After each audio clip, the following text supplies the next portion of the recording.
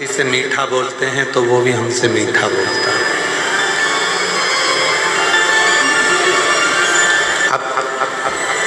आप सब सीहोर वाले महाराज के लिए यहाँ पूरी रात से चलकर यहाँ नहीं पहुँचे।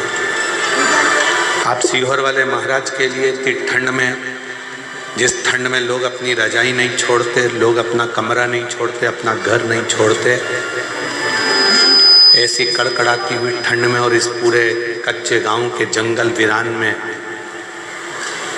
पूरे आदिवासी वनवासी क्षेत्र में, इस क्षेत्र में इतनी कड़कती हुई ठंड में शायद कोई अपना घर नहीं छोड़ता, निकलता नहीं। पर हजारों लाखों की भीड़, सारे पंडाल फुल, और रात भर से आप बाबा का इंतजार कर रहे हो, तो मेरा भोलेनाथ आपकी झोली में खुशियां जरूर देगा।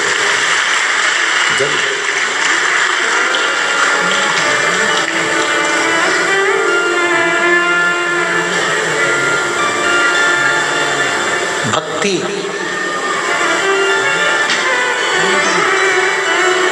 विश्वास शिव के करीब में लेकर जाता है, और जब आपकी जिंदगी में आप विश्वास पूर्ण कर लेते हो, भक्ति पूर्ण धारण कर लेते हो, तो शिव भी कृपा करता है। भगवान देवादिदेव महादेव भी कृपा करते हैं।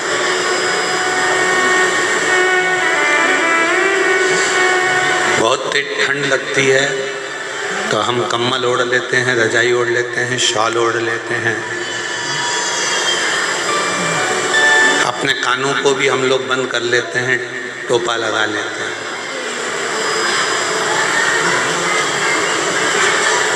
और बचा कुचा हो तो अपने मुंह को भी अपन बंद कर लेते हैं। बहुत तेज ठंड पड़ती है।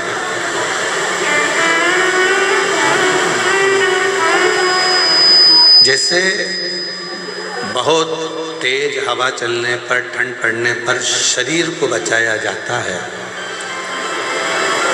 कहीं ये ठंडी हवा हमारे अंदर प्रवेश ना करे, बीमार कर देगी, पलंग पर पटक देगी। उसी तरह संसार की बहुत सारी बातें हैं, कहीं आसक्ति, कहीं काम, कहीं लोभ, कहीं तृष्णा, कहीं वासना, ये बहुत सारी चीजें जो हमको बीमार कर देती हैं, हमारे अंदर से हमको झंझोड़ देती हैं।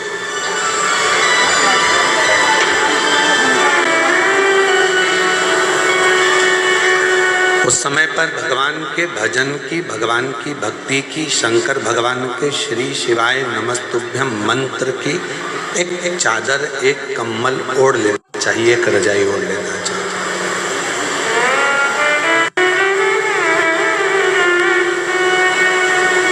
मेरी जीजियों,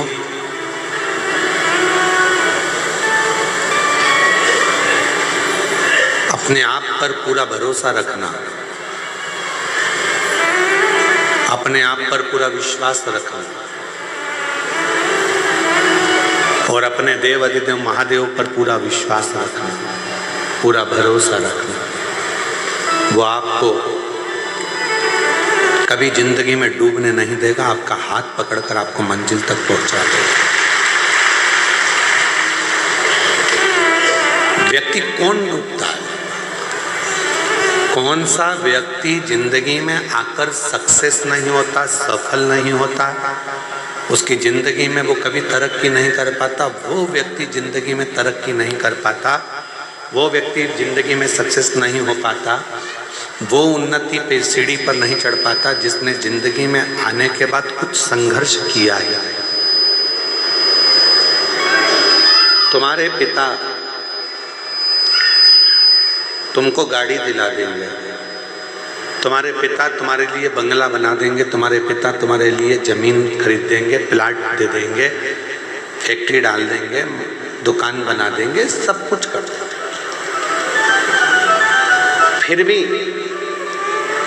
पिताजी ने तुमको 2 बीघा जमीन दे दी, 2 एकड़ जमीन दे दी, 5 बीघा जमीन दे दी, 5 एकड़ जमीन दे दी, 10 बीघा जमीन दे दी, मकान दे दिया, फ्लैट दे दिया, बंगला दे दिया, मकान, जमीन, जायदाद, गाड़ी, बंगला सब दे दिया, तो भी तुम ये मत सोचना कि ये पिताजी की जो जायदाद है वो मेरी है। बाबा से प्रार्थना करना कि मुझे इतना बलवान बनाना जैसे मेरे पिताजी मुझे देकर जा रहे हैं और आज मुझे प्रदान कर रहे हैं, इतना शक्तिशाली बनाना कि मेरे पिताजी का जब बुढ़ापा आए तो उनको राजसी ठाठ दिखाऊं और उनकी जिंदगी भी अच्छे से, उनका जीवन अच्छे से निकले। पिता कैसे कमाता है, पिता कैसे लाता है, कैसे परिवार चलाता है, वो पिता ही जानता है। धर्म पत्नी भले कह देगी कि हम तुम्हें दिखते नहीं हैं, तुम हमारे लिए कुछ करते नहीं हो, पर उस पति से पूछो कि जो कमा किसके लिए रहा है, वो तो अपना एक छोटा सा मोबाइल लेकर चल रहा है, अपने वही कपड़े जो उसने पहले सिलवा रखे थे वही कपड़ों को पहन रहा है, वही वस्त्र है, वही मोबाइल है, वही जूते हैं, वही चप्पल है, वही रुमाल है, वही कपड़े की अलमारी है। पत्नी कपड़े खरीद लेती है, बच्चे कपड़े खरीद लेते हैं, बेटियां कपड़े खरीद लेती हैं, बेटे कपड़े खरीद लेते हैं, उनका मन करता है तो मोबाइल भी बदल लेते हैं। पर कोई बाप से पूछे कि पिता आप ना कपड़े बदलते हो, आप ना घड़ी बदलते हो, आप ना जूते लाते हो, आप वही क्या करूँगा लेकर चल रहा है, तुम्हारी उम्र है तुम पहनो, तुम्हारी उम्र है तुम पहनो, तुम्हारी उम्र है तुम धारण करो, और वो अपनी पूरी जिंदगी केवल तुम्हारे लिए निकाल देता है, केवल तुम पूरा जीवन।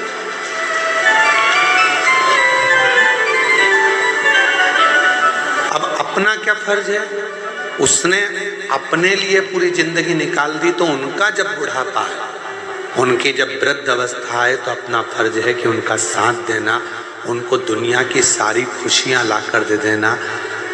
20, 25, 50, 30, 40 साल जितने साल जिएंगे उतने साल उनकी ज़िंदगी में इतनी खुशियां दे दो कि वो भी परमात्मा से कहें कि संतान देना तो ऐसी देना और इसको खूब बरकत देना, खूब उन्नति, इनकी ज़िंदगी में खूब भंडार भर देना, इनको कोई दुख मत देना, इनको कोई तकलीफ मत देना, इनको कोई कष्ट नहीं।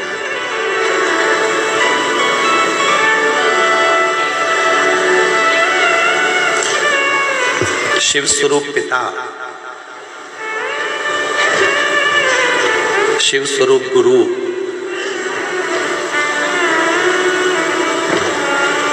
जब संसार सागर में हमको मिल जाते हैं तो वो हमारी जिंदगी को सार्थक बना देते हैं, हमारे जीवन को सार्थक।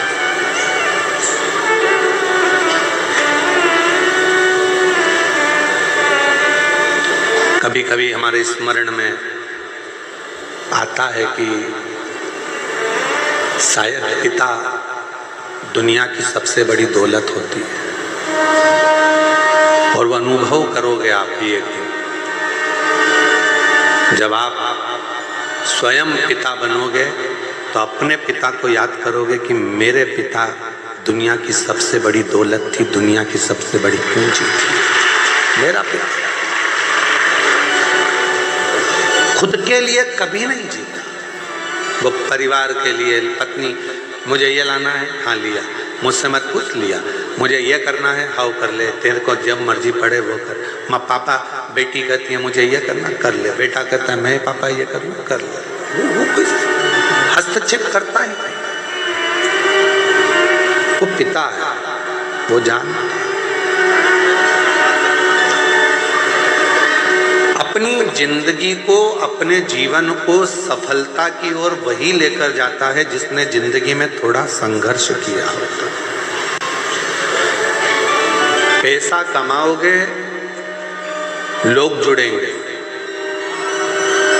सब आपके पास आएंगे, जो चाहिए वो आपके पास होगा।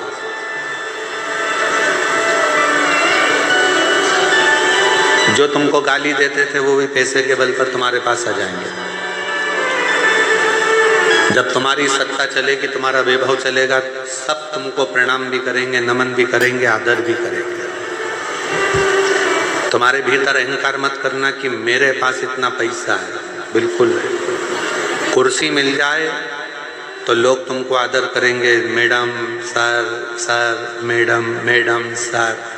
इसके पहले की जिंदगी देखना, जब तुम्हारे पास कोई पद नहीं था, कुर्सी नहीं थी, प्रतिष्ठा नहीं थी, धन नहीं था, कोई नहीं पूछता था।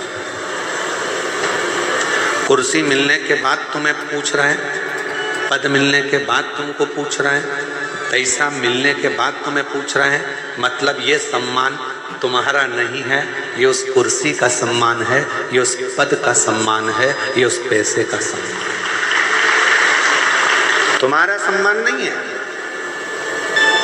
राम सिंह ही है, कमलेश ही है, बिमलेश ही है, रमा ही है, वो अपनी जगह पर ही रहेगी। और वो कुर्सी पर बैठ जाए तो वो कुर्सी का लोग सम्मान करते हैं। तो ये अपने अंदर पैसा आ गया तो ये मत सोचना कि हमारे पास में हम सब कुछ कहेंगे और हो जाएगा, ना ना। ये धन का सम्मान, ये पद का सम्मान, ये प्रतिष्ठा का सम्मान, उतरे फिर वही रहोगे। इसलिए अपने स्वभाव को, अपने नेचर को कभी मत बदलना। आज है, कल नहीं होगा, तो भी इन्हीं के साथ रहना है, इनसे ही बात करना है, इनसे ही। थोड़ा धन बढ़ा और सबने पूछना चालू कर दिया आपको, अरे काका जी और चाचा जी और नाना जी और फूफा जी और मामा जी और ये और वो, सब ने पूछा। और जब नहीं था कोई पूछने नहीं आता था। क्यों, कितने का कर्जा हो गया, लाओ हमें बताओ, हम कर्जा चुका देंगे तुम्हारा। थोड़ा हमारे पास जमीन है, उसमें से आधा टुकड़ा जमीन का बेच देंगे, तुम हमारे रिश्तेदार हो, हम तुम्हारा कर्जा चुका देंगे। है कोई संसार में ऐसा जो रिश्तेदार का कर्जा अपनी जमीन बेचकर चुका देता हो? नहीं। फिर धीरे धीरे तुमने तो नहीं दिया, उसने मेहनत करी, संघर्ष करा, परिश्रम करा, फिर खड़ा हुआ और फिर आगे बढ़ा। अब जितने रिश्तेदार थे वो कहते हैं ये तो हमारा ही अपना वाला है, अपने परिचित है, अपना ही है। ये आपका सम्मान नहीं है, आपके धन का सम्मान। इसलिए अहंकार पैदा मत होने देना कि मेरा सम्मान इतना हो रहा है ना, तुम्हारा नहीं है, तुम्हारे धन का सम्मान है। गया फिर कोई नहीं पूछे। आप कोई ऊंचे पद पर बैठ जाओ, मालूम पड़े कोई बहुत बड़े मंत्री संतरी कलंतरी बन गए, कोई अधिकारी बन गए, कोई बहुत बड़ी कुर्सी तुमको मिल गई, कोई तुम कहीं के थानेदार बनकर बैठ गए, तुम कहीं के बहुत बड़े कलेक्टर और बहुत बड़े पदाधिकारी बनकर बैठ गए, तो ये मत सोचना कि तुम तो ना जाने बच्चे कुर्सी है तुम्हारे पास में तो पूछा जा रहा है। जिस दिन रिटायर हो जाओगे उस दिन तुम्हारे घर के लोग ही तुमको नहीं पूछ पाएंगे, ये निश्चित है। कुर्सी का पद, कुर्सी का सम्मान, सम्मान पद का हो, तो फिर क्यों हम अभिमान में पड़े? क्यों? सियोर वाला महाराज सोचे कि ये जितने आ रहे हैं सब मेरे चक्कर में आ रहे हैं, तो सियोर वाला महाराज को ये सोचना नहीं चाहिए ये तुम्हारे चक्कर में नहीं, ये देव अधिदेव महादेव के चक्कर में आ रहे हैं, जिसकी आराधना और साधना है। कोई कथाकार सोचे कि मुझे इतने लोग सुनते हैं, कोई कथाकार सोचे कि मैं इनकी जिंदगी बदल देता हूँ, तुम नहीं बदलते, वो तो महादेव कृपा करते हैं तो लोगों की जिंदगी बदलती है, तुम तो खुद की नहीं बदल पाते। कोई महाराज सोचे कि मैं इसकी जिंदगी बदल दूंगा, महाराज खुद अपनी जिंदगी नहीं बदल पाता तो दूसरे की क्या खाक बदले?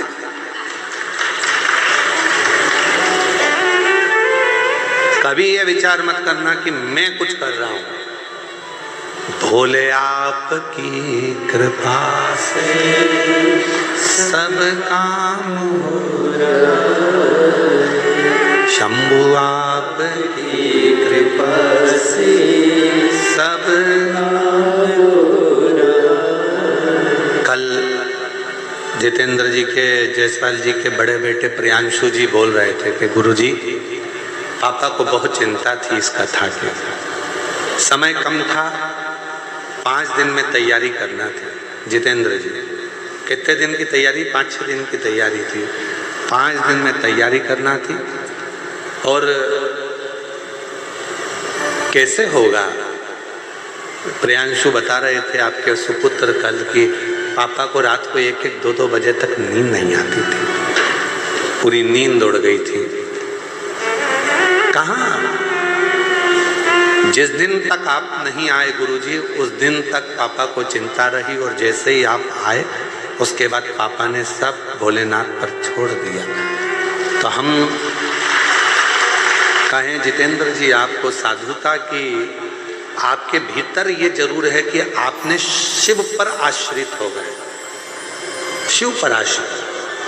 आज पूरे क्षेत्र में, कांकेर क्षेत्र में जितने भी जायसवाल परिवार होंगे अपने आप को आज गौरवान्वित महसूस कर रहे होंगे कि हमारे कम से कम आज कुल में, परिवार में किसी ने शिव महापुराण की कथा करवा कर अपने जीवन को और हमारे कुल को सार्थक कर दिया, साधु कर दिया।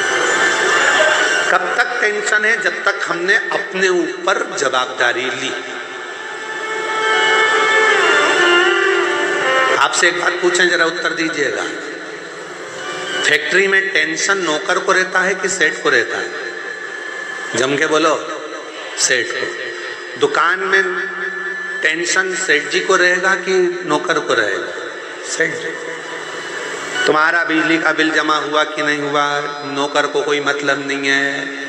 तुम्हारे घर में क्या बन रहा है, नौकर को कोई मतलब नहीं है। तुम्हारी कमाई हो रही कि नहीं हो रही, नौकर को कोई मतलब नहीं है, सेवक को कोई मतलब नहीं है। तुम कितने पैसे कमा रहे, नौकर को कोई मतलब नहीं है। उसको तो केवल एक चीज से मतलब है कि 1 तारीख को मुझे जो तनख्वाह मिलती है 8,000, 10,000, 15,000, वो मुझे मिल रही है कि नहीं मिल रही, वो मुझे प्राप्त हो रही है।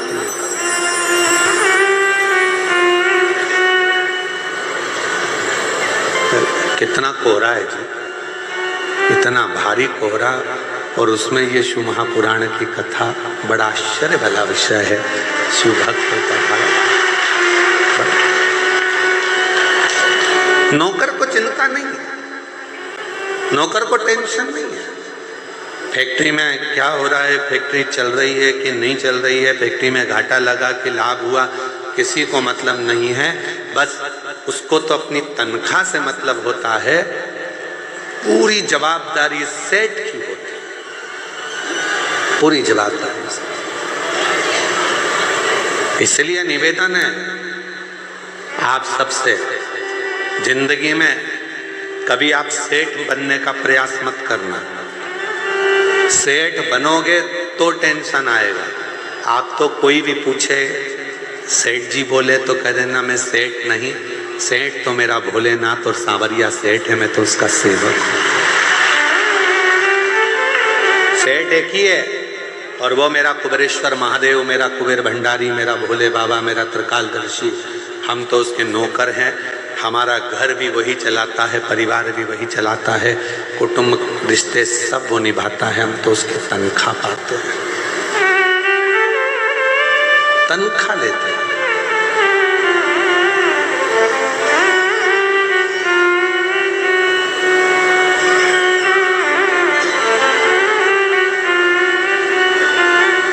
तेरी नौकरी सबसे सुंदर है बाबा, उससे बढ़कर कुछ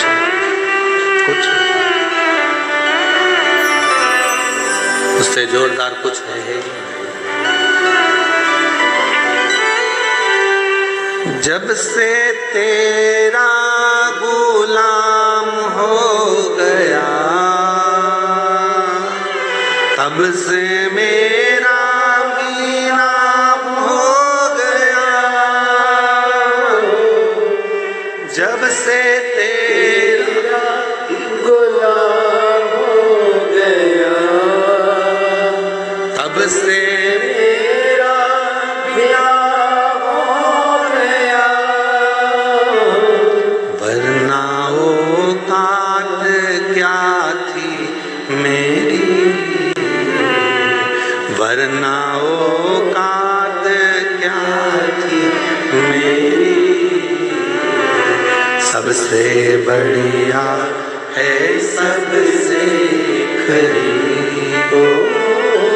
भोले बाबा तेरी नौकरी। सबसे बढ़िया सबसे तेरे दरवाजे की चाकरी सबसे बढ़िया है सबसे तेरे दरवाजे की चाकरी सबसे बढ़िया है सबसे। शिव महापुराण के अंतर्गत नर्मदा रेवा खंड में स्कंद पुराण के वर्णन आता है। रेवा खंड स्कंद पुराण के रेवा खंड में वर्णन आता है कि जब कोई संसार का मनुष्य शंकर जी की कथा में शिव के मंदिर में, माई रेवा के तट पर, भगवान शिवालय में या शिव महापुराण में किसी का मुख भी अगर झूठा करा देता है तो उसका भंडार स्वयं भोलेनाथ भर जाता है। इसीलिए आपने देखा होगा कई लोग बिस्कुट लेकर आते हैं, कोई अपने घर से पोहा बना कर लाता है, कोई भजिया बना कर ले आता है, कोई तिल्ली का लड्डू ले आता है, कोई खिचड़ी बना लाता है, कोई बिस्कुट, कोई टॉफी, कोई सामान लाता है और एक दूसरे को थोड़ा थोड़ा मुख झूठा करा देते हैं। कोई लोग पानी के पाउच बांटते हैं, कोई पानी की बोतल बांटता है, जो जिससे बन जाए। कोई घर में थर्मस में चाय बना कर ले आता है, 10-20 लोग जो पास में बैठे रहते हैं उनको चाय पिला देता है। अर्थात मुख झूठा कराने का वर्णन भी हमारे यहाँ स्कंद पुराण के रेवा खंड में वर्णन आता है कि जो माँ रेवा के तट पर भगवान शिव की शरणागति में, शिव के शिवालय में, शंकर की कथा में अगर आए हुए शिव भक्तों को यदि मुख भी झूठा करा देते हैं तो उसके घर की अन्नपूर्णा कभी शिव समाप्त नहीं होने देते, उसका भंडार करता है। ये शिव है, ये शिव। और हमको ये वनवासी आदिवासी क्षेत्र की कथा थी तो हमको ऐसा लगा था कि ना जाने यहाँ भक्त आएंगे तो यहाँ पर मुख झूठा कराएंगे कि नहीं कराएंगे, पर हमने रोज देखा प्रतिदिन दूर दूर से जो भक्त आते थे, साधारण गरीब बड़े भी अगर आते थे, अपने झोले में थोड़ी सी टॉफी लेकर आके लोगों को खिला जाते थे, बिस्कुट खिला जाते थे।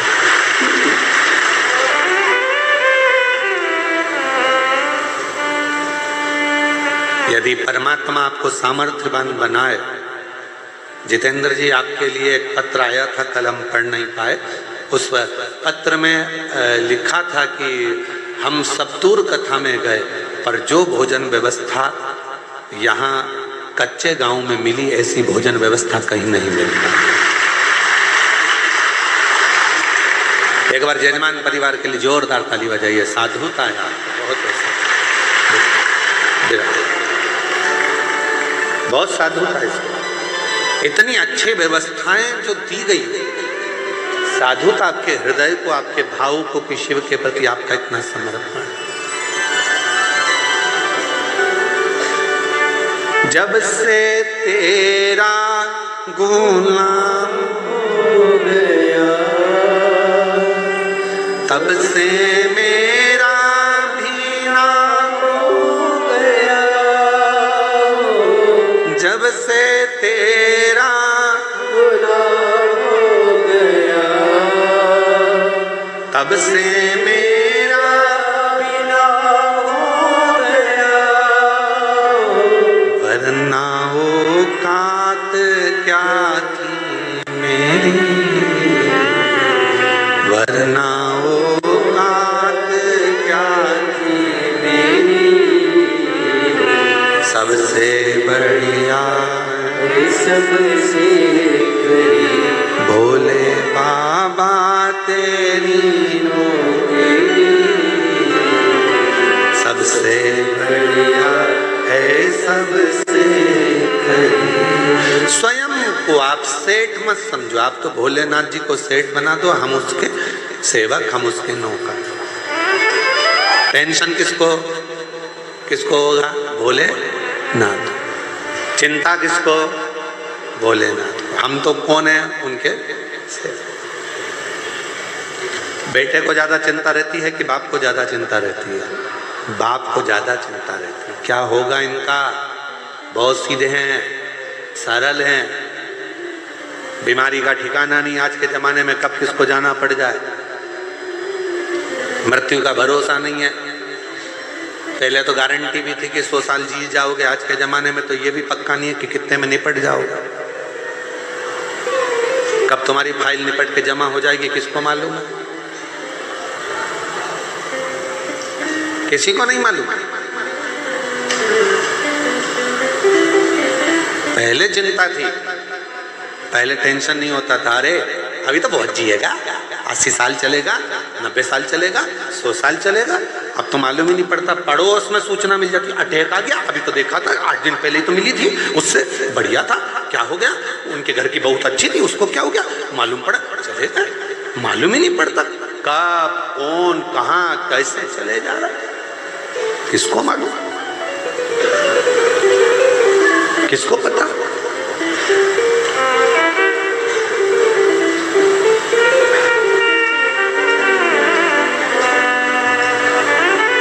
सुबह उठा करो ना रोज सुबह सुबह, सबसे पहले उठते से ही, सबसे पहले उठते से ही जैसे तुम्हारे नेत्र खुले, सो के उठो, वैसे ही भले पलंग पर पड़ी पड़ी आंख खुलते से भगवान को धन्यवाद देना, आज फिर जिंदा उठा दिया, आज फिर जिंदा उठा दिया। मालूम पड़े रात को सो रही थी और निपट गई तो किसको मालूम, किसको पता। आज फिर जिंदा उठा दिया, बहुत धन्यवाद भोलेनाथ, एक दिन और दिया, आज और खुशी से जीऊंगी, खूब मेहनत करूंगी, संघर्ष करूंगी, परिश्रम करूंगी और उन्नति की सीढ़ी पर चढ़ के रहूंगी। पर कल भी ऐसी कृपा करना, नहीं तो मालूम पड़े निपटा दे, टेंशन मत देना। रोज उठो, रोज धन्यवाद दो, तेरी बड़ी करुणा, तेरी। सुबह पहले रात को सो तो जम के बोलकर सो, पास में पति है, पत्नी है, बच्चे हैं, जो भी हैं परिवार में, सोने से पहले एक बार सबसे कहो श्री शिवाय नमस्तुभ्यम। उठो तो धन्यवाद दो, आज फिर उठ गई हूँ तेरी कृपा से, तेरी करुणा से, बड़ी करुणा करी, बड़ी।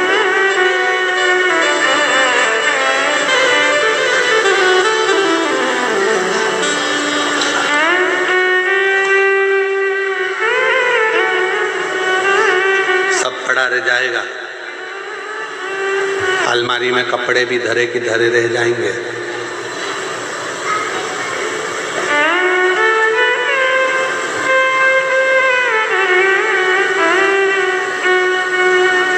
कई लोग तो हमसे भी कहते हैं, सियोर वाले महाराज तुम इतना सोना वोना पहन के कथा वाचते हो।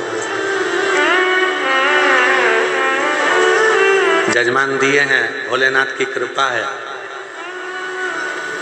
शिव की करुणा है, जोड़ जोड़ के तिजोरी में धर जाएंगे, बाद में औलाद पहनेगी, अपन ऊपर से ताकेंगे, हमारी चेन तुम पहन रहे, हम तो पहन ही नहीं पाए। अलमारी में जितने कपड़े रखे हैं निकालो, पहनो, कल का बिल्कुल भरोसा नहीं है कि पहन पाओ कि नहीं पहन पाओ। अचार है बरनी में तो खा लो, धरा की धरा रह जाएगा, पापड़ अच्छे सेक सेक के खाओ, मक्का की रोटी, ज्वार की रोटी, बाजरा की रोटी, ठंड चल रही है, बेहतरीन गुड़ में मिला मिला के खाओ। कल का कोई ठिकाना नहीं जिंदगी में, कब किसको जाना पड़ जाए और मालूम पड़े अचार की बरनी धरी की धरी रह जाए, फिर 13 दिन मेहमान खाए, अपन ऊपर से देखें हमारा अचार तुम खा गए, हमारा अचार। फुल एंजॉय की जिंदगी जियो, जितना कमा रहे हो उस कमाई में से आप किसी को दो मत दो, दान करना है तुम करो, नहीं मन करे तो मत करो, तुम तो 1 रुपया मत दो तो किसी को, तुम खुद के ऊपर तो खर्च करो, खुद के ऊपर खर्च नहीं करते, अपने ऊपर थोड़ा बहुत तो खर्चा करो, परिवार चलाओ, कुटुंब चलाओ, मना नहीं है, पर पत्नी अब खाऊंगा, मन कर रहा है मूंगफली खरीद लूं 10 रुपए की, खा लूं 10 रुपए की, मैं मक्का खरीद के खा जाऊं, मन कर रहा है। पर घर पे बच्चे भी बैठे होंगे, पत्नी इंतजार कर रही होगी, उसके लिए भी थोड़ी सी ले जाऊं। ले जाने के चक्कर में जेब में थे 10 रुपया, और मालूम पड़े उसकी या तो वो खा ले या तू खा ले। पर मन कर रहा है बच्चों के लिए ले जाऊं, पत्नी के लिए ले जाऊं, बुजुर्ग के लिए ले जाऊं, घर में सबके लिए ले जाऊं। मैं कैसे, तो लेकर जा रहे थे और ले जा रहे थे, हाथ में धर के मूंगफली, आ गया पीछे से मंकी, बंदर, और मूंगफली की पुड़िया छुड़ा के ले गया। ना लीलाबाई के काम आई, ना कमलेश के काम आई। मूंगफली बिमलेश का भाई खा गया, ले हो गया। डरा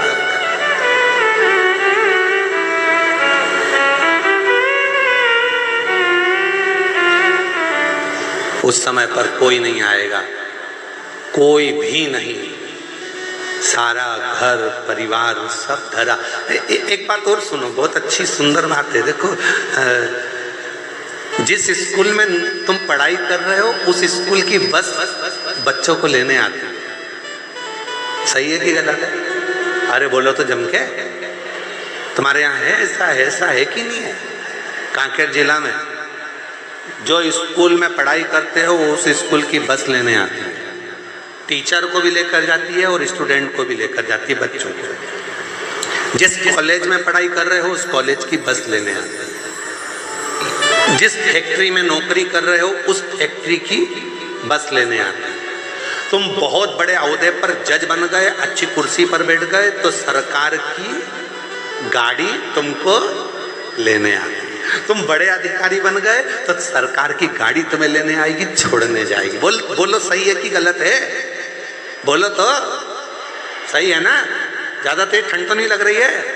हाँ तो फिर बोलते जाओ, सही है?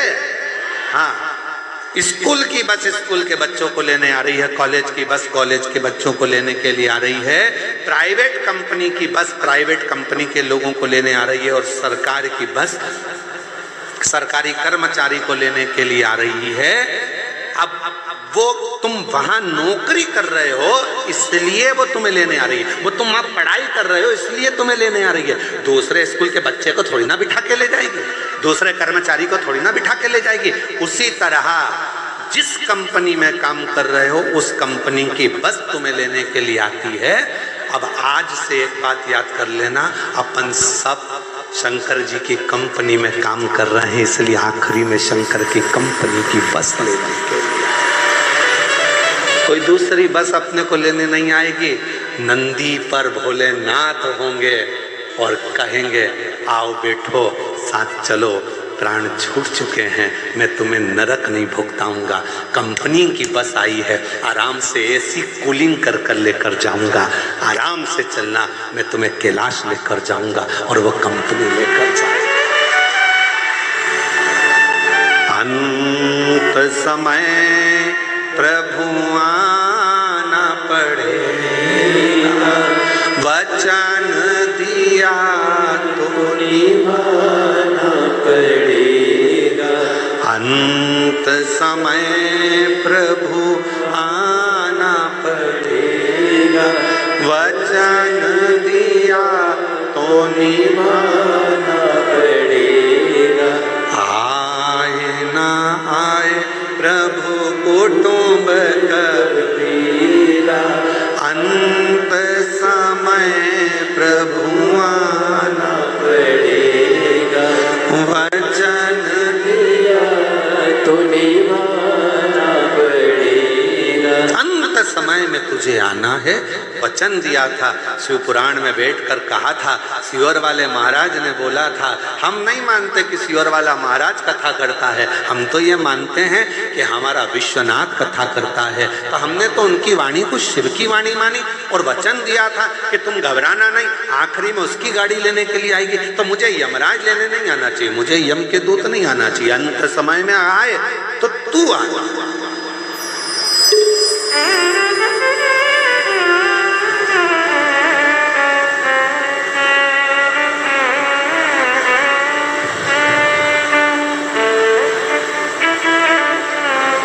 वो महाराज सज धज के जिस दिन मौत की शहजादी आएगी, न सोना काम आएगा,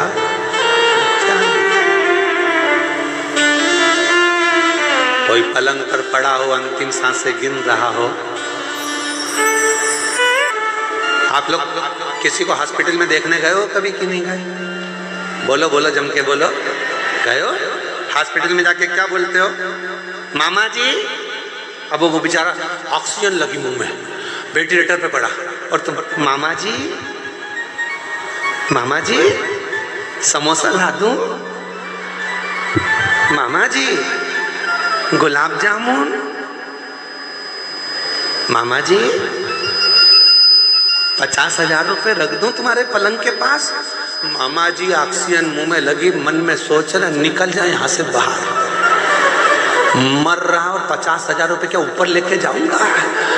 जब अच्छा था तो समोसा नहीं खान दिया, मुंह में ऑक्सीजन लग रही है, क्या करूं उस धन का। मरने वाले व्यक्ति को ना समोसा चाहिए, ना गुलाब जामुन चाहिए, ना तुम्हारा धन चाहिए। मरने वाले व्यक्ति को तो केवल शिव का नाम चाहिए कि वो बचा लाए, काल के ग्रास से छुड़ा कर लिया है। अकाल मृत्यु वो मरे जो काम करे चंडाल का, और काल उसका क्या बिगाड़े जो भक्त हो महाकाल का। अंत समय में उसको चाहिए कि कोई ऐसा मिल जाए जो मुझे श्वास ला कर दे दे, कोई ऐसा मिल जाए मेरी ऑक्सीजन ला कर दे दे, कोई ऐसा मिल जाए कि मुझे ठीक कर दे। मुझे धन नहीं चाहिए, समोसा कचौड़ी नहीं चाहिए, 2 एकड़ जमीन नहीं चाहिए, केवल अंतिम समय में भगवान से प्रार्थना करता है कुछ श्वास और दे दो, और वो श्वास परमात्मा कहेगा मैं देने को तैयार हूँ। पर एक बात याद रखना कि तूने अपनी श्वास को क्या शिव पुराण में लगाया था? 2-3 घंटा की कथा सुनने कभी गया था? हाँ, अगर तो 3 घंटे की कथा सुना है तो उसमें जितनी श्वासें निकली है तेरी, उतनी श्वास मेरे खाते में लिखी है। जा, एक काम करता हूँ और थोड़े साल तेरे को दे देता हूँ, और भजन कर लेना, श्वास और मिल जाएगी, और मिल जाएगी। तेरे भजन से, तेरे कीर्तन से, मंत्र जाप से, नाम जाप से, 1 लोटे जल से हमारी श्वास बढ़ गई। कॉलेज स्कूल में बच्चों को पैसा कमाने का तरीका सिखाया जाता है। आज के नए नए फैशन में लोग मोबाइल पर भी पैसा कमाने का तरीका सिखा रहे हैं, पर शिव पुराण पैसा कमाने का तरीका नहीं सिखाती। शिव महापुराण की कथा उम्र बढ़ाने का तरीका सिखाती है, क्योंकि पैसा तो कमा लोगे पर भोग कैसे करोगे? पैसा कमा के रख दिया और निपट गए तो फिर ऐसा भोग करने के लिए शरीर भी तो अच्छा रहना चाहिए, पूरा शरीर पुष्ट रहना चाहिए, पूरा शरीर अच्छा रहना चाहिए। इसलिए निवेदन है, सोफा सेट अच्छा है तो चने खाओ, मूंगफली खाओ, गन्ने को छील छील के खाओ। जब सोफा सेट ही नहीं रहेगा तो चने क्या कूट के खाओगे? अच्छा शरीर है, भगवान नाम लो, भजन करो।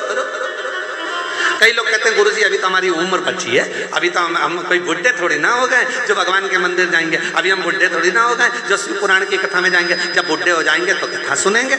हमने कहा ठीक है, बुढ़े होने पर तुम इंतजार करो, उसमें कोई दिक्कत वाली बात नहीं। और फिर कहीं का होता है, हमारे हम जहाँ सीहोर में रहते थे नमक चौराहे पर, वहाँ पर हमारे पड़ोस में एक काकी जी रहती थी। हम उनसे हमेशा कहते काकी कथा में चलो। काकी कहती थी अभी बेटा बेटे की शादी हो जाए, बहू आ जाए, मेरे को करना क्या, उसके बाद तो कथा ही सुनूंगी। 1 साल बाद वो भैया की शादी हो गई, उनकी बहू आ गई। हमने काकी से कहा काकी कथा में चलो। काकी बोली बस बेटा बहू का थोड़ा जाते का समय है, छोरा छोरी हो जाए उसके बाद तो कथा ही कथा। अब छोरा छोरी हो गए, 1 साल बाद फिर कहा कि अब कथा। अब बेटा वो बच्चा छोटा सा है, बेचारी बहू रसोई घर संभाले कि बच्चा संभाले, बस थोड़ा सा बड़ा हो जाए। हमने 3 साल कुछ भी नहीं बोला। 3 साल बाद फिर कहा काकी कथा में चलो। काकी बोली बेटा वो छोरा छोटा सा पाँव ले लिए इधर उधर घूमता है, पकड़ के रखना पड़ता है, ठीक है। अब बच्चा बड़ा हो गया 2-4 साल बाद, फिर हमने कहा काकी कथा में चलो। काकी बोली चलने को तो चलूं पर हमारा कमर से नहीं बैठा जाए रे, नहीं बैठा घुटना से। फिर हमने कहा ब्रेंदो तुम ऊपर सुन लेना। अब यहाँ सुनकर क्या करोगे भाई, सुनना।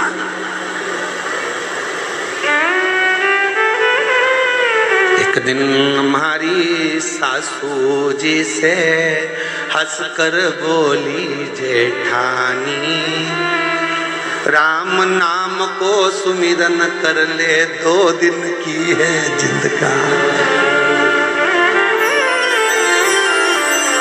एक दिन हमारी सासू जी से हंसकर बोली जेठानी, राम नाम को सुमिरन कर ले, 2 दिन की, बस 2 दिन का जीवन है, उसको तुम कैसे जियोगे ये तुम्हारे ऊपर निर्भर करता है। तुम कितनी खुशी से, आनंद से, भक्ति से, भजन से, स्मरण से जी लो, यही जीवन है, यही आनंद है। शिव कथा क्या कहती है? शंकर भगवान बैकुंठ में रह रहे हैं क्या? बोलो जम के नहीं। शंकर भगवान के पास में डल्लभ के गद्दे हैं क्या? बोलते जाओ नहीं। शिव जी के पास सोने के जेवर हैं? नहीं। उनके पास जो जेवर है तुम्हारे घर में आ जाए तो तुम भग जाओ, सांप बिच्छू। ना शंकर भगवान के पास सोने के जेवर है, ना शंकर भगवान के पास में डल्लभ के गद्दे हैं, ना शंकर भगवान के पास में बंगला है, ना उनके पास में गाड़ी है। शिव जी से सीखो, खुले आसमान में रहते हैं, खुले आसमान, सांप के जेवर पहनते हैं, कानों में बिच्छू पहनते हैं, मृगछाला को नीचे पहनते हैं, फिर भी अपने परिवार के साथ हमेशा स्माइल देते मिलते हैं, खुशियों में मिलते हैं, खुशियों। इसलिए भगवान शंकर का पूरा परिवार, जब भी हमारे यहाँ कोई मंगल कार्य होता है तो उसमें हमारे भगवान शंकर के पूरे परिवार को बुलाया जाता है। आपके यहाँ ऐसा होता है कि नहीं होता हमको नहीं मालूम। शादी के पहले गणेश जी नोते जाते हैं, तुम्हारे यहाँ नोतते हैं? पूछते हैं। शादी के समय पर माता पूजन होती है, मतलब शंकर जी का पूरा परिवार हमारे घर के शुभ कार्य में उनको बुलाया जाता। क्यों? क्योंकि वो जैसे भी हैं अपनी मस्ती में रहते हैं, मंगल आनंद में रहते हैं, मंगल। इसलिए शादी में सबसे पहले अगर कोई वो गाना गाते हैं, क्या बोलते हैं उसको, दूल्हे को क्या कहते हैं शादी में? बन्ना। और दुल्हन को बनी। दूल्हे को बना, दुल्हन को बनी, और दोनों में ही नहीं बनी तो काय का बना और काय की बनी। तो वो जब दोनों के लिए वो गाते हैं ना भजन, रात्रि को शादी में 8 जब फ्री हो जाती हैं जीजियाँ, तब आराम से ढोलक ले लेके बैठ जाती हैं और खूब प्रेम प्रेम से गाती हैं उसको, बहुत जोर जोर से। बना जी दिल्ली जाना जी, वहाँ से लहंगा लाना जी, बनी फिर पहन के आएगी, फिर यूँ इतराएगी, फिर गाना गाएगी, झुमका गिरा।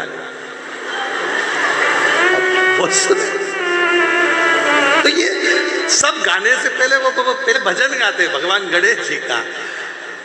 गौरी के नंदा गजानंद स्वामी, तुम्हें आज मंदिर में आना पड़ेगा। गौरी के नंदा गजानंद स्वामी, तुम्हें आज मंदिर में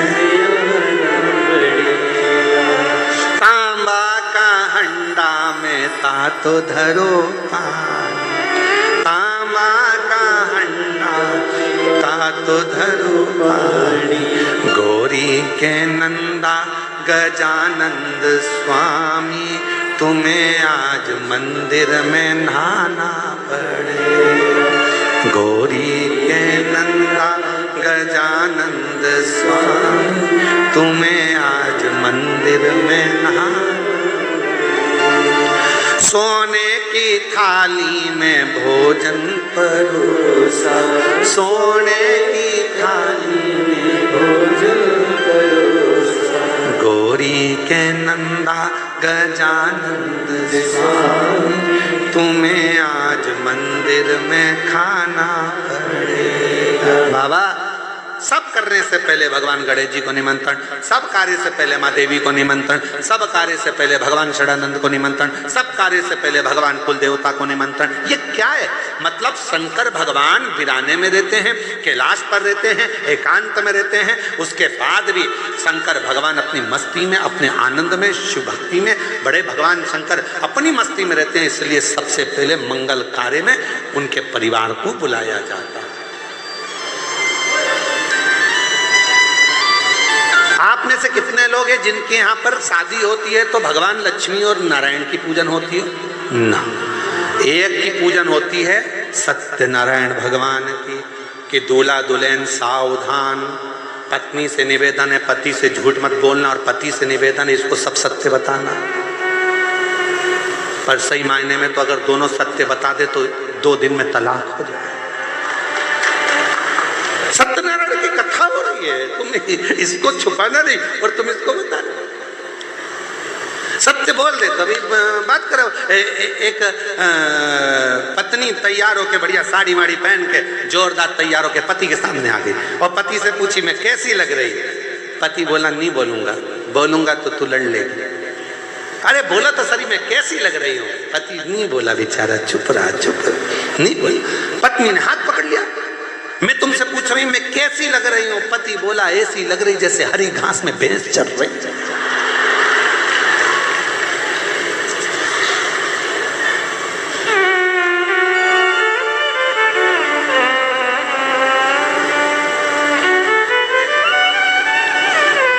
पत्नी कुछ नहीं बोली। शाम को पति जब ऑफिस से आया, करेले की सब्जी बना दी, खा। करेले की सब्जी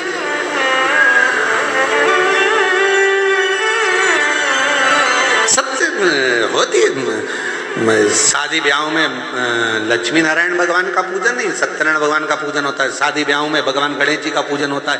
माँ अम्बा जगदम्बा जगतधात्री दुर्गा भवानी के माता पूजन होती है। भगवान शिव की आराधना कुल देवता के रूप में, पितृदेवता के रूप में होती है, शिव की आराधना। पर मंगल कार्य में भगवान शिव के पूरे परिवार को बुलाया जाता है। क्यों? क्योंकि वो जहाँ रहते हैं वो शांति और सुकून से रहते हैं, उनको बहुत ज्यादा से मतलब ही नहीं, वो अपनी मस्ती में जीते, अपनी मस्ती। शिव कथा करें, पैसा कमाओगे, लोग जुड़ेंगे, परिवार के लोग आएंगे, तुम्हारे पास में खड़े हो जाएंगे। धन देखकर कोई भी आ सकता है, पर याद रखना पैसा से परमात्मा नहीं आता। परमात्मा को पाने के लिए तो उसका भजन करना पड़ता है, उस पर विश्वास करना पड़ता है, तो वो मिले।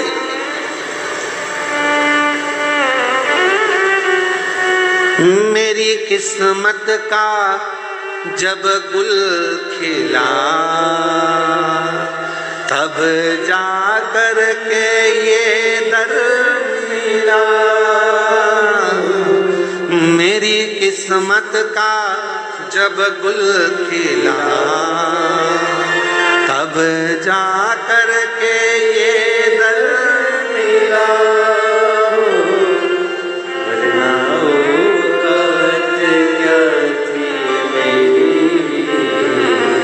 वरना औकात क्या थी मेरी, सबसे बढ़िया है सबसे करीब।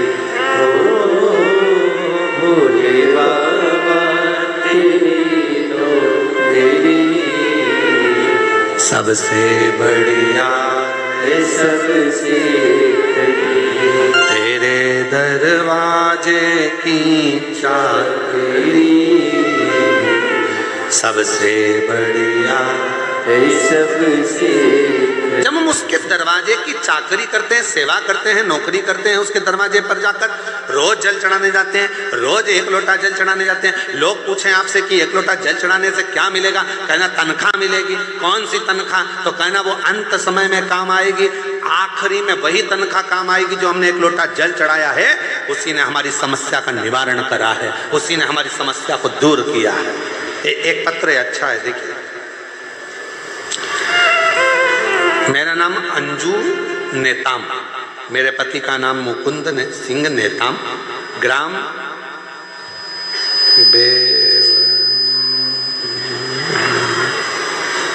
आओ रे जल्दी आओ, गांव का नाम बताओ। मेरा नाम अंजू नेताम, पति का नाम मुकुंद सिंह नेताम और ग्राम तुम पढ़ो बेमतरा है, तो हमने सुना था बेवरती, बेवरती जिला कांकेर की निवासी।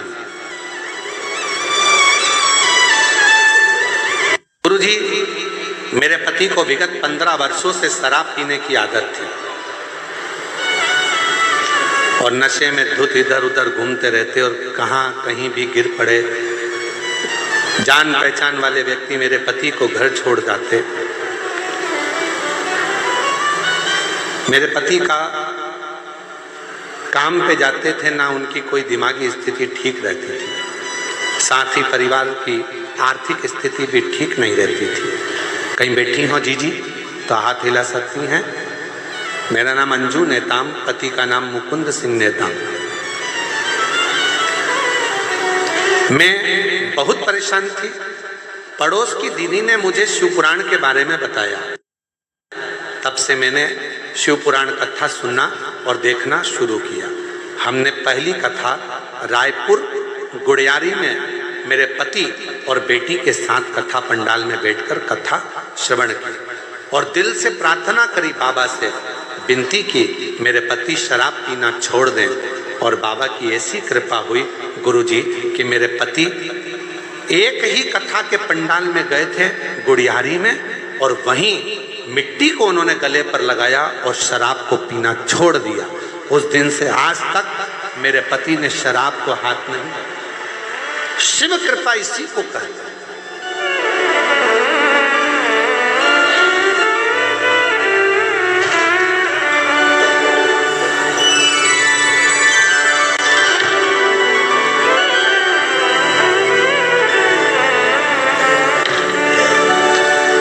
इसी को शिव की कृपा कहते हैं, इसी को भगवान शंकर की कथा कहते हैं।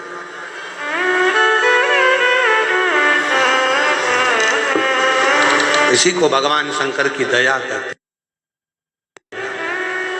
महाराज क्या करा उसने? भगवान शिव पर विश्वास।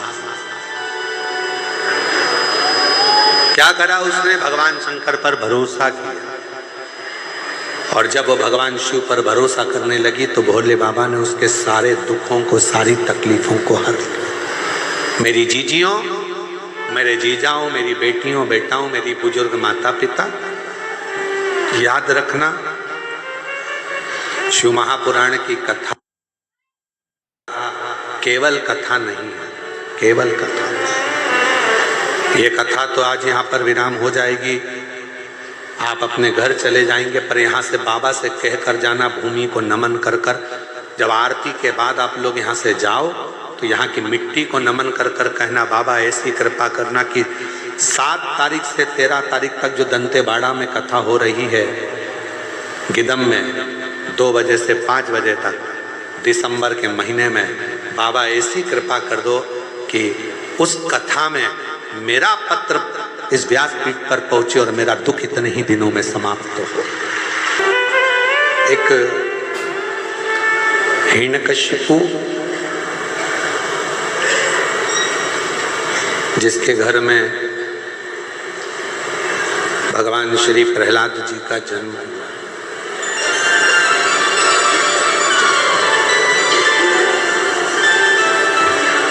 जिन्होंने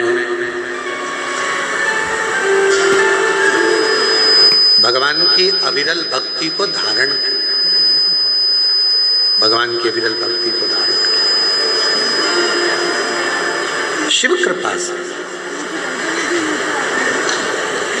देखो, शिव महापुराण की कथा कहती है कि जन्म ले लेना संसार सागर में या मनुष्य की देह धारण कर लेना एक अलग विषय, पर मनुष्य की देह धारण करने के बाद भगवत नाम ले लेना या भगवान का भजन कर लेना, ये कल्पना।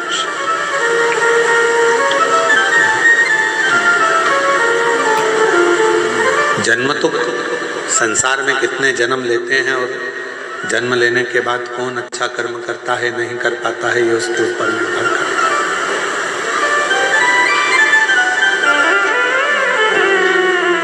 तुम्हारे मरने के बाद लोग तुम्हारा पुतला बनाए ना बनाए, मरने के बाद लोग तुम्हारे को चौराहे पर पुतला बनाकर पूजें ना पूजें, पर इतना जरूर याद रखना कि अपने जीते जी लोगों के दिल में परमात्मा के प्रति, सत्य भाव के प्रति और सनातन के प्रति इतनी विश्वास उत्पन्न कर देना कि उनके दिल में तुम्हारा पुतला निर्मित हो जाए, उनके हृदय में।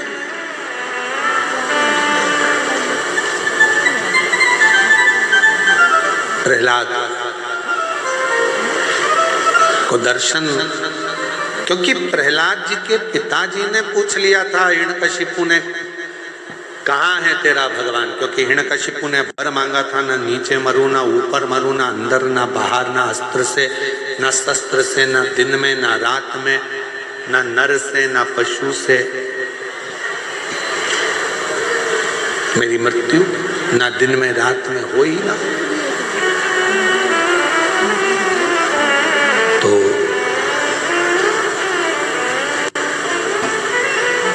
पूछा प्रहलाद जी से, क्या इस खंबे में भी तेरा भगवान है?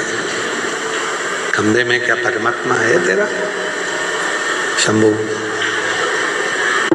क्या खंबे में तेरा भगवान है? हाँ है, वो तो सर्वस्व है। ऐसा कोई स्थान नहीं जहां पर परमात्मा नहीं। पशु में, पक्षी में, जानवर में, जलचर में, थलचर में, वायु में, आकाश में, वृक्ष में, लता में, पत्तों में, डाली में, आप में, हम में, संसार के प्रत्येक जीव में परमात्मा का निवास है, हर जगह। हिरण्यकशिपु ने वर मांग लिया, ना नीचे मरूं ना ऊपर, ना अंदर ना बाहर, ना अस्त्र से ना शस्त्र से, ना दिन में ना रात में, ना पशु से ना पक्षी से, मेरे प्राण ना छूटे। प्रहलाद से कहा, क्या इस खंबे में तेरा भगवान है? हाँ। लग जा गले खंबे से। धधकता हुआ अग्नि का खंबा था। सब चिल्लाकर कह रहे हैं, प्रहलाद 4 दिन से आगी में यह खंबा तप रहा है, इसको छूना मती, जल जाओ। प्रहलाद ने देखा कि मेरे पिता ने कहा है क्या इसमें भगवान है, और मैंने तो मेरे गुरु के मुख से सुना था कि सब में परमात्मा, सब में भगवान, तो इसमें भी परमात्मा। और प्रहलाद ने जैसे ही खंबे को अपने गले से लगाया, वो अग्नि का धधकता हुआ खंबा टूट कर नीचे गिर गया और नरसिंह भगवान उसमें से प्रकट हो गए। नरसिंह,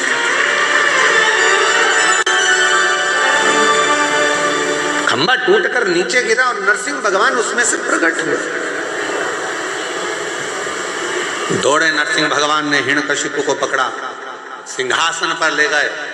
भगवान नरसिंह बैठकर हिरण्यकशिपु को जंघा पर सुला लिए, क्योंकि इसने वर मांगा था, ना नीचे मरूं ना ऊपर, जंघा पर, ना अंदर ना बाहर, तो देहली पर मारा, ना अस्त्र से ना शस्त्र से, तो नख से फाड़ा, ना दिन में ना रात में, तो शाम के समय पर,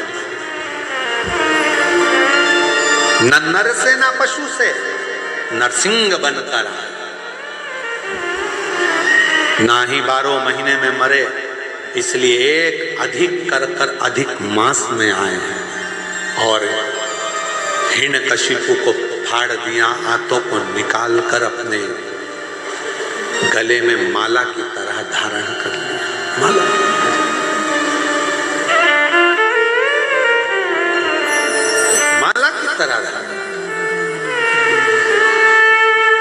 जो जैसी भावना।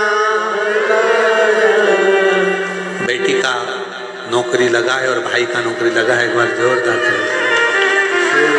जैसी भावना लाया वो सही फल पाया, नहीं खालियों से लौटाया वो मन ही मन हर्षाया। कर दिया माला माल का शिवाए,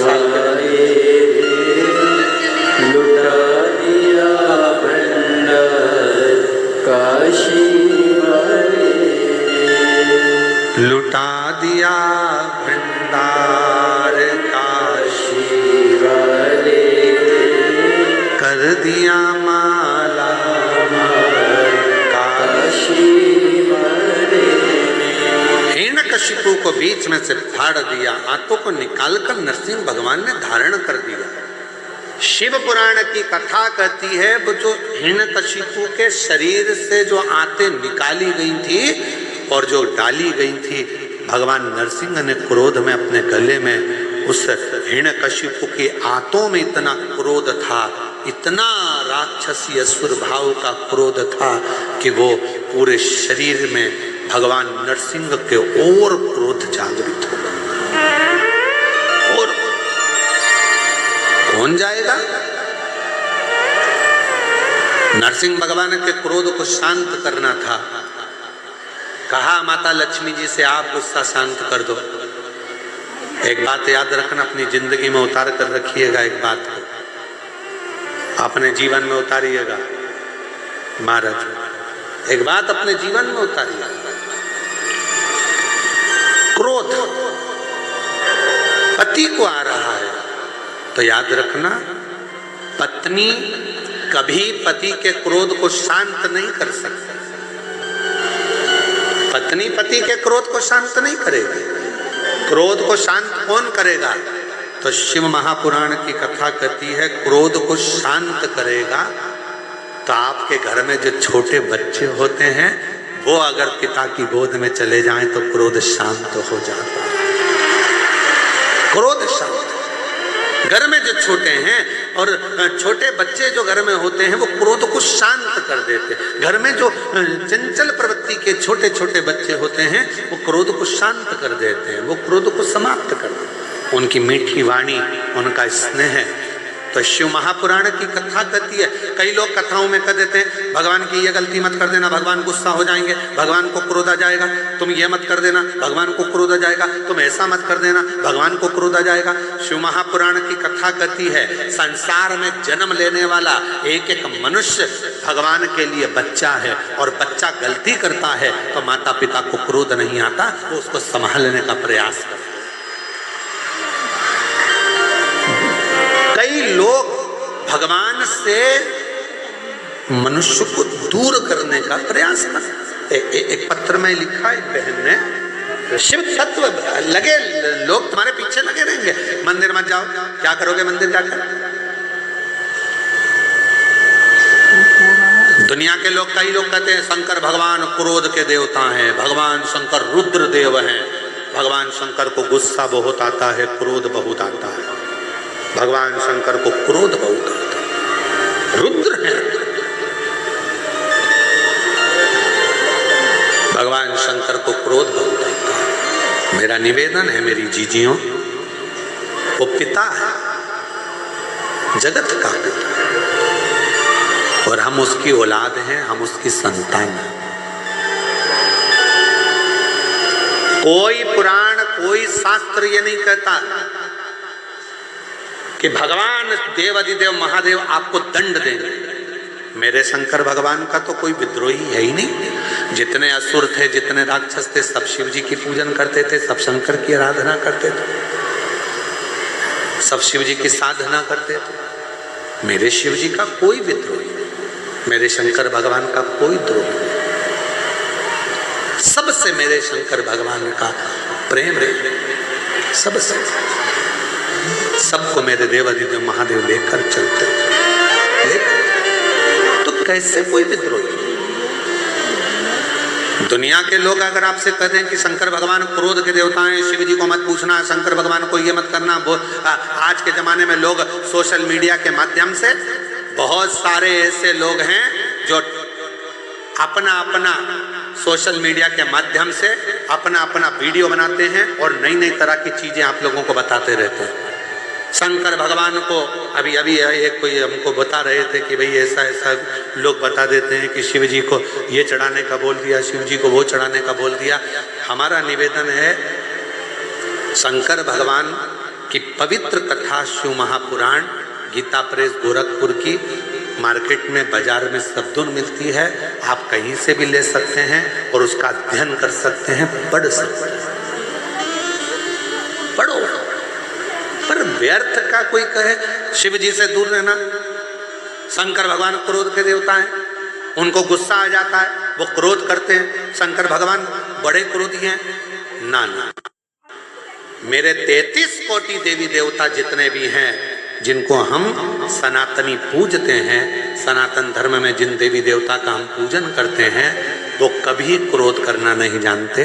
वो तो हमें प्यार करना सिखाते हैं, प्रेम करना सिखाते हैं, स्नेह करना सिखाते हैं। वो हमको स्नेह करना सिखाते हैं। और शंभो शरणे मांगू घड़ी रे घड़ी दुख काटो दया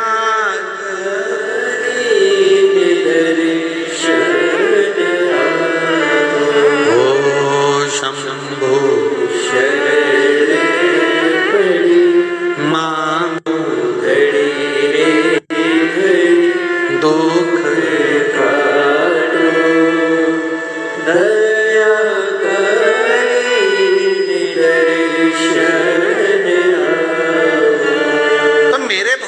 किसी को ऊपर क्रोध नहीं करते। मेरे भोले बाबा तो उससे स्नेह करते हैं, प्रेम करते हैं, उसको गले लगाते हैं।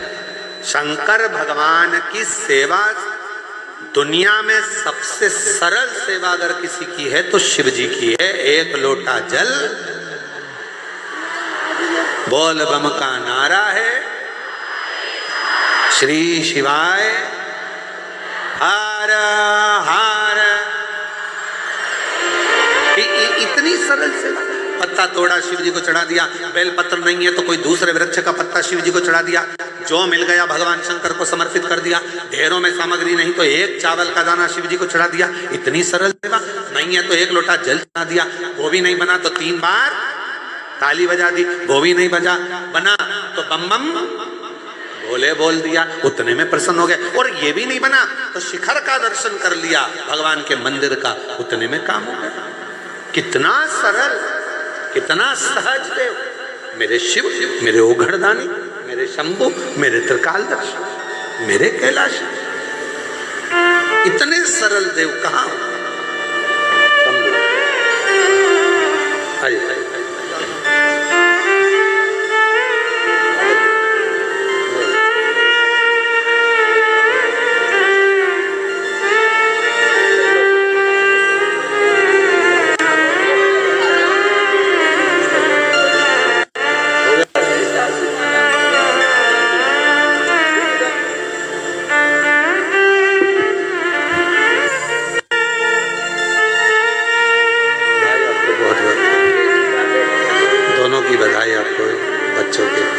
अच्छे कॉलेज एडमिशन के लिए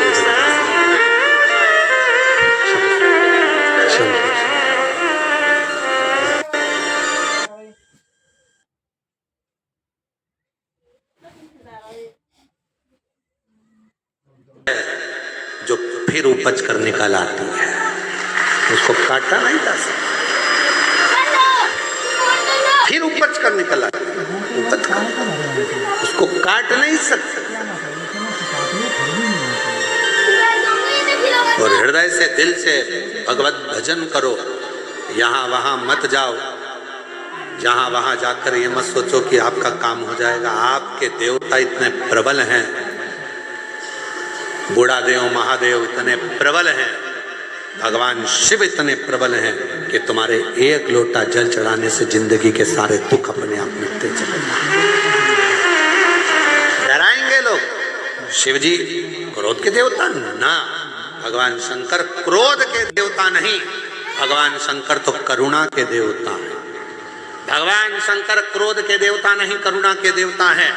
भगवान शंकर ऐसा कोई नहीं जिसको शिव जी ने नहीं दिया। लंका के राजा रावण को सोने की नगरी दे देते हैं, भस्मासुर को कंकण देकर वर दे देते हैं।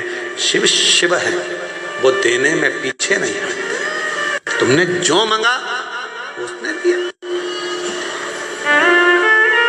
जो तुम वो पीछे।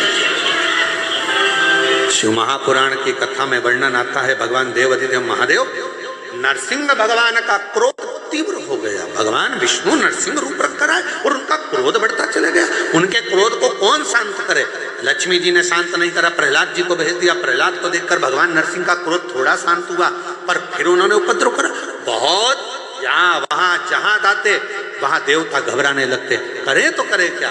तब सारे देवता घबराए और घबराने के बाद भगवान देवाधिदेव महादेव के पास गए कि आप करुणा करिए, आप कृपा करिए, ऐसी कृपा कर दो कि ये क्रोध नरसिंह भगवान का शांत हो जाए, समाप्त हो जाए। कुछ कृपा करिए, थोड़ी सी कुछ। शिव महापुराण की कथा कहती है, भगवान शंकर का चरित्र कहता है, शिव तत्व कहता है।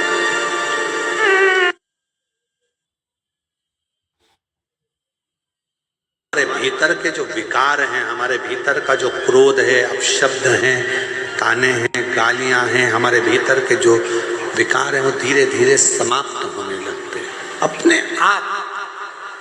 जैसे बेटी बेटा कुंवारे रहते हैं, उनका सोच विचार अलग होता है, पर विवाह होने के बाद उनके विचार, उनकी सोच अलग हो जाती है। परिवार को लेकर चलना है, काम ये करना है। आज हमारे यजमान श्री जितेंद्र जायसवाल जी और श्रीमती राजकुमारी जी जायसवाल जी की भी 25वीं शादी की सालगिरह है। उनको एक बार सब मिलकर बधाई देते हैं, दोनों हाथों से जोरदार ताली बजाकर उनको साधुवाद। और हम बहुत बहुत बधाई देते हैं जितेंद्र जी और श्रीमती आपकी श्रीमती राजकुमारी जी को भी बहुत बहुत साधुवाद है। शिव कृपा बनी रहे। शिव शिव है, भगवान ओखड़ शंभु। तो मेरा भोले बाबा तो बिना सोचे देता है, बिना विचार किए देता है, बिना विचार।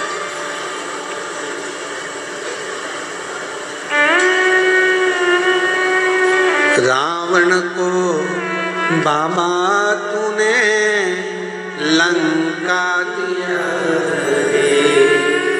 भस्मासुर को तूने कंकण दिया। रावण को बाबा तूने लंका दिया, भस्मासुर को तूने कंकण दिया। उसी ने तेरा पीछा किया भोले बाबा, उसी ने तेरा पीछा किया भोले बाबा। मत वाले रखवाले, मत वाले रखवाले, बमा बम भोले शंकर, गले में नाग भयंकर। बमा बम भोले शंकर, गले में नाग भयंकर। ओ बमा बम भोले शंकर, गले में नाग भयंकर।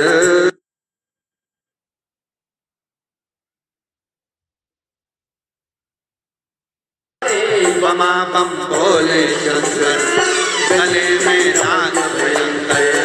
बमा बम भोले शंकर, गले में नाग भयंकर। बमा बम भोले शंकर, गले में नाग भयंकर। कच्चे गांव के शिव मंदिर से दंडवत करते करते कथा स्थल तक आए हैं। कोई कामना पूर्ण हुई? एक बार जोरदार ताली बजाकर साधु।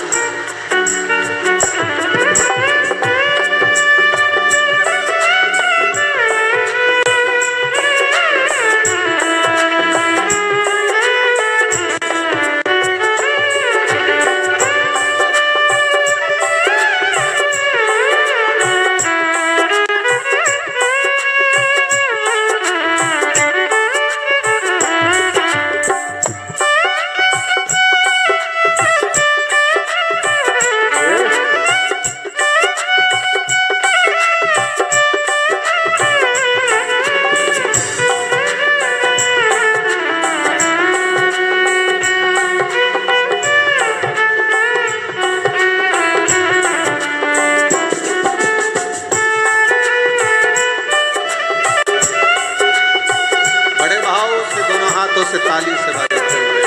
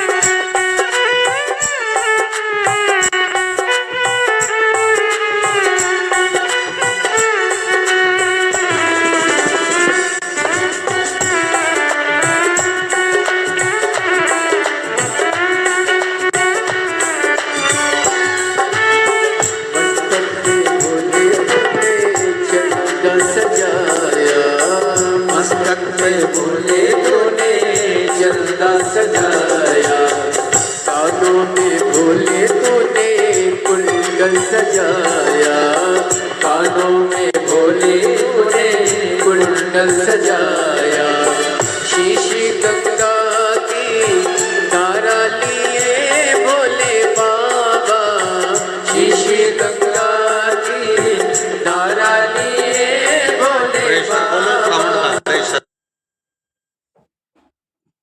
रखने वाले मरने वाले रखने वाले बमा बम भोले शंकर, गले में नाग भयंकर, बमा बम भोले शंकर, गले में नाग भयंकर, बमा बम भोले शंकर, गले में नाग भयंकर। आओ से दोनों हाथों से ताली से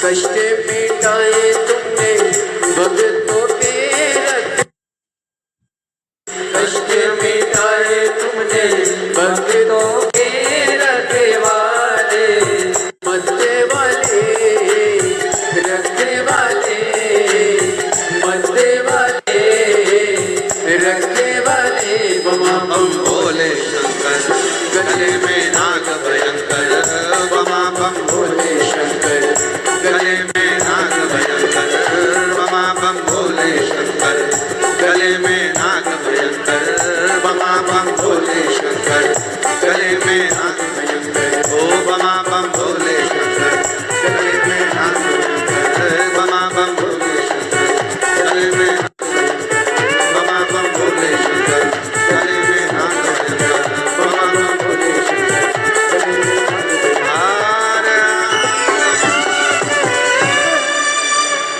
अपने स्थान पर बैठकर भगवान देवाधिदेव महादेव से प्रार्थना करिए, विनय करो, निवेदन करो, बाबा को अपने मन का भाव कहिए, हृदय से प्रार्थना करिए, विनय करो, निवेदन करो, भगवान शिव को मन से भाव से रिझाने का प्रयास करिए, विनय करिए, विनती करिए।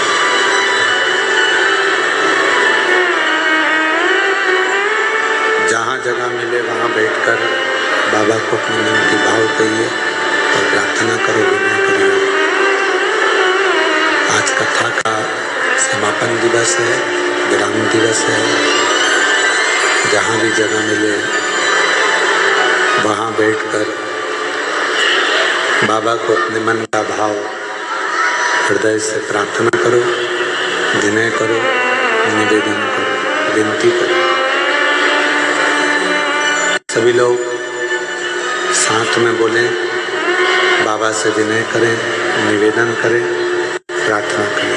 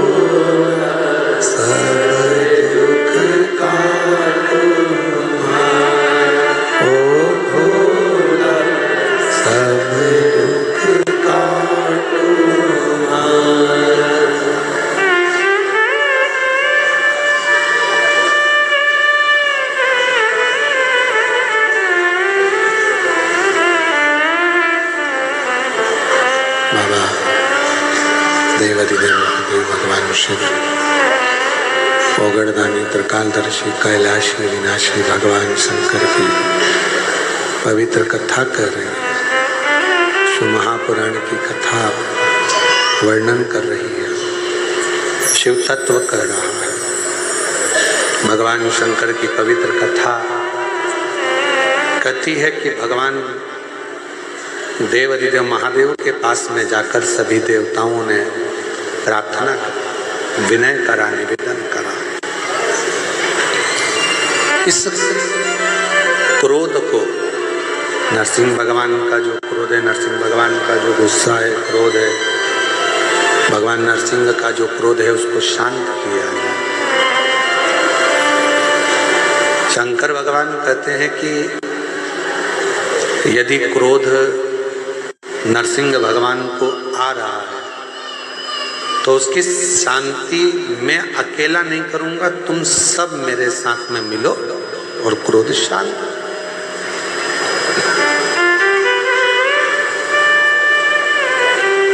मैं एक शरम्भ पक्षी का रूप रख लेता हूं। शरम्भ पक्षी मतलब मनुष्य जैसा शरीर है, शेर जैसा मुख है और पंख लगे हैं, वो शरम्भ पक्षी।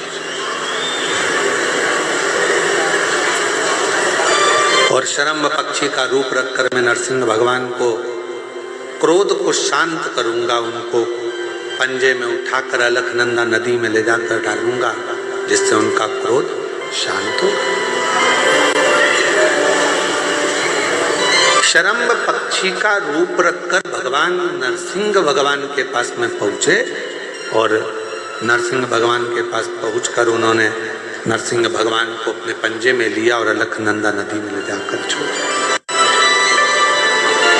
कभी बद्रिकाश्रम आप लोग जाएंगे दर्शन करने के लिए, तो जब अलकनंदा नदी के पुल पर चढ़ेंगे तो ताप्त कुंड के ठीक नीचे की ओर एक नरसिंह शिला है। उसका दर्शन मात्र कर लेने से व्यक्ति के जीवन में क्रोध की शांति होती है। क्रोध